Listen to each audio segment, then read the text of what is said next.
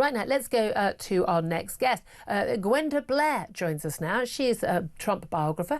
Her book is The Trumps: Three Generations of Builders and a President. And indeed, Gwenda, you'll have to update, and a president twice over. A very good afternoon to you.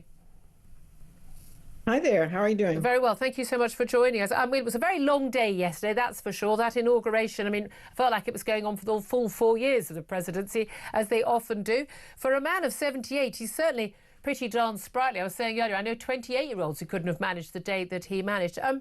What did you make of what he had to announce on his first day in his inauguration speech in particular? Well, I think there's so many things to note. One of them would be he sort of gave two speeches. He gave the first one in the Capitol, Rotunda, and then he gave a sort of informal one to his supporters. Rather less scripted, yes.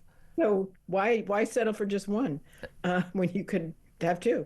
And in the first one had certainly a very light coating of unity and going forward and reaching out slightly, and then over a very light coating of that, and then a kind of a redo of the American Carnage speech that he gave his first time when he was being I mean, again, for people who don't watch these things closely, it's very unusual. Normally the message is all, you go back to, JFK, ask not what your country can do for you, what you can do for your country. It's always much more forward-looking, whereas he has, in both his inauguration speeches, second one in particular yesterday, talked a lot about, the campaign, use the sort of campaign narrative and language, which is quite unusual in this scenario. Should we watch a couple and listen to a few clips, in particular when he announced what his numerous executive orders were going to be about? Let's watch and listen to what he had to say. Today I will sign a series of historic executive orders. With these actions, we will begin the complete restoration of America and the revolution of common sense. It's all about common sense. Now, he then went on to talk about, things like basic biological fact that's going to be recognised by the federal government. Here's what he said about that. I will also end the government policy of trying to socially engineer race and gender into every aspect of public and private life. As of today, it will henceforth be the official policy of the United States government that there are only two genders, male and female. Now, there's no doubt at all, Gwenda, that would very much have appealed to his base. It absolutely appeals to me. How much of what he says, from what you know about him as his biographer, does he wholeheartedly believe himself, and how much is he just sort of, playing to his crowd, playing to his base? Well, playing to a crowd is his brand. That's been what he's done since for the last 50 years.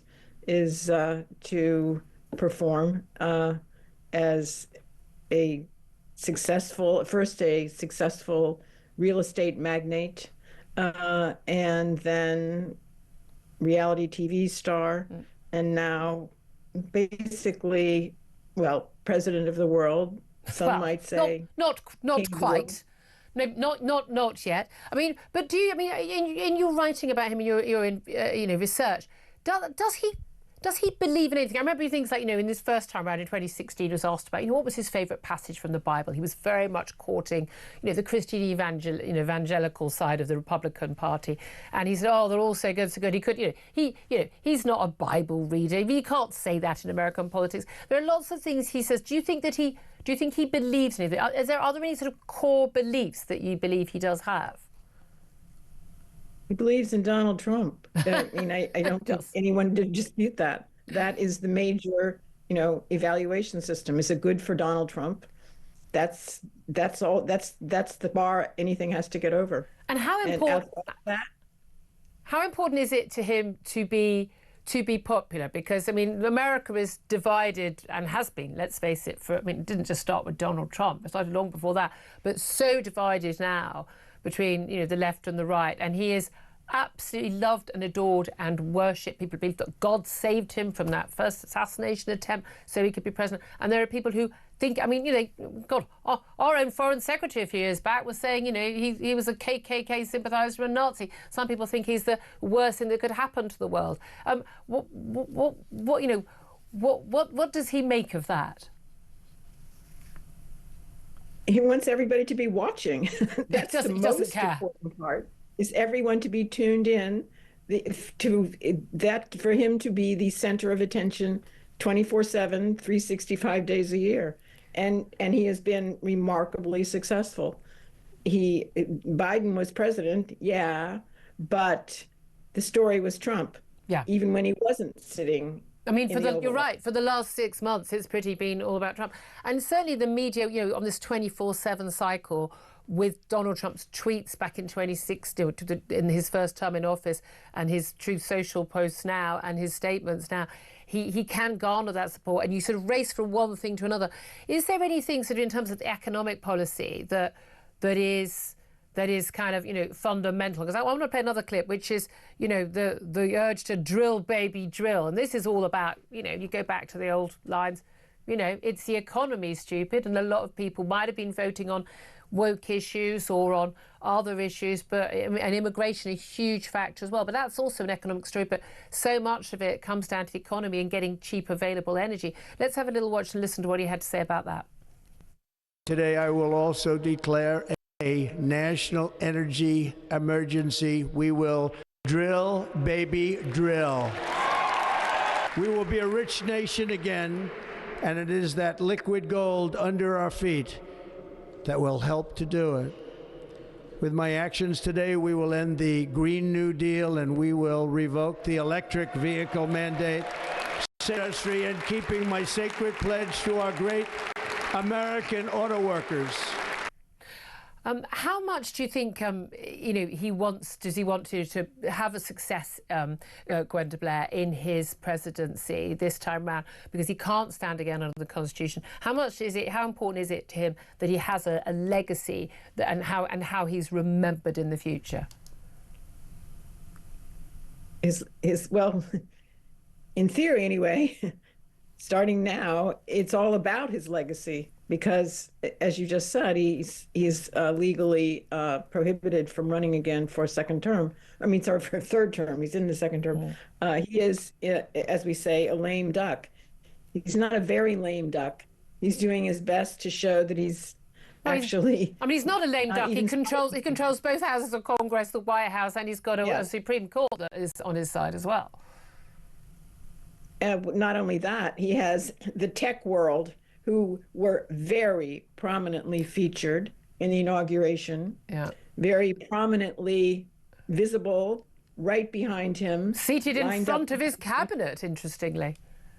In front of the cabinet, elected officials, governors, they are out, you know, in the vestibule. They're not even in the room. You know, they were watching from elsewhere. It's the tech titans who are, he wanted to show them off and to show that they are, well, should we say in his corner? Should we say in his pocket? Or just say on his side? Yeah, well, for now anyway. Great to talk to you, Gwenda Blair, Trump biographer, author of The Trumps, 3 Generations Builders and a President. Thank you for that. Let's come back to Tom Slater in the studio. Tom, in terms of the announcements, yes, the executive orders, I mean, a lot of focus today on the pardoning of some 1,500 plus January 6 rioters. We'll come to that in a moment. But in terms of the most significant announcements he made, what do you think they were? Was it about border control? Was it about the economy and energy? Was it about, DOGE and government efficiency and a freeze on hiring? Where do you think the most significant statements were? Well, I think the ones that have certainly cut through because they were so crucial to his campaign, certainly the question of immigration. That is something which really can't be underestimated in terms of how important it was to getting him over the line. The sense that had gone completely off the rails. The announcement in relation to what he called there only being 2 genders, but really, hopefully, there are only 2 sexes, and that everything else. Also, gender and sex used to be the same thing until everyone started inventing mad ones. Everything got a lot more confusing. Within that, I think also the drill, baby, drill announcement around basically dismantling the Green New Deal, actually exploiting the huge natural resources that America has, and just kind of really shoving the whole energy discussion very firmly in the direction towards essentially exploiting the energy that you have available rather than impoverishing yourself. Yeah, I mean, it's a mind-blowing renewables. idea. Isn't that what governments used to do? I couldn't believe when I was watching the inauguration speech, the contrast between what European governments are currently doing, not just EU governments, most of them, but Britain as well, and Ireland in particular as well, but compared with what he's doing. I mean, Canada's the same, Australia has been mad as well. Just this urge to, again, policies to make, you make yourself energy insecure, to ruin your manufacturing, ruining your ability to defend yourself, because you can't make steel and things, you can't defend yourself. It's really that basic. And to impoverish your people, I just found utterly extraordinary. To give away power to international organisations like the World Health Organization and the like, who've proved themselves to be completely in cahoots with China. I mean, their behaviour over COVID was absolutely shocking. I mean, they should have been disbanded straight away on the basis of that. It seems there's so many things. I mean, I do think that Donald Trump is fundamentally, as Gwenda Blair said, Donald Trump's about Donald Trump. But if along the way he's going to do some really good, sensible things, are we going to be hoping that, we're downstream? I mean, certainly on the issue like the gender madness, the critical race theory madness that has taken over the whole of the British media, the whole of British institutions, quangos, most frankly, most HR departments in most buildings, in most companies, it councils, schools, hospitals, it is everywhere. Do you think that we are going to be seeing a change here, or do you think that the left, because it is a left thing, are going to just double down and it's going to get even worse? I mean, I think maybe we could see both being true at the same time. There'll be sections of the left, as we've seen with the ridiculous comments over the past 24 hours that this was like a far-right rally, Elon Musk was supposedly giving a fascist salute, all of this kind of ridiculous 2016 playbook of let's just demonise them that way. That's still going on. And also get Taylor Swift out and then make everything okay. Yeah. I think at the same time there is a decent section of, shall we say, the kind of centrist, centre-left class who recognise that the old arguments don't work anymore, and also who, in Donald Trump's America, agree with it, disagree with it, agree with some of it, not all of it. It's a really clear challenge to the consensus they had previously, which would put international agreements over and above the needs of their own people, which would put saving the planet, in inverted commas, over the needs of energy security and cheap and plentiful energy. This is going to be a real challenge now to so many different orthodoxies that so many different governments are signed up to. If America starts to see good results from that, which they will, how could it possibly not change the political one would hope. And in terms of the personality, it's interesting, you see a lot of J.D. Vance, of course, he has to be sworn in before the president, but also an awful lot of Elon Musk. He was invited on stage at a couple of the rallies and he's giving speeches. He's clearly, there's a big bromance going on there, but I do wonder, J.D. Vance has very been set up as, the inheritor to Trump, someone who could run for office in 4 years' time. Elon Musk, obviously, he's a multimillionaire. He's trying to send a rocket to Mars. He's not trying to be a president. He's got the ear of the president. I wonder how long you think those relationships last.